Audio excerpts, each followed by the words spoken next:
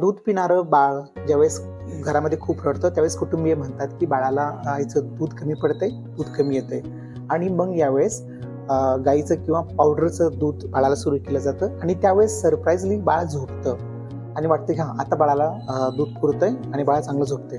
ॲक्च्युअलमध्ये असं नसतं.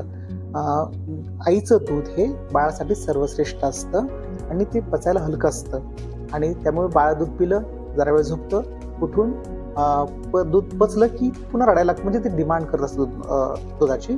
आणि त्याच्या उलटं गाईचं दूध हे पचायला जड असतं, एकदा पिलं की बराच वेळपर्यंत बाळाला भूक लागत नाही आणि बाळ झोपून राहतं. अशा वेळेस घरच्यांना वाटतं की बाळाचं आता भूक भागते म्हणून. तर हे हा गैरसमज आहे. आईचे दूध हे सर्वश्रेष्ठ असतं. शिवाय घरामध्ये म्हणतात की आईचं दूध कमी येते असं म्हणून आईची मानसिकता ही थोडी खराब होते आणि नैसर्गिकरित्या आणखी दूध कमी होऊन जातं. तर असं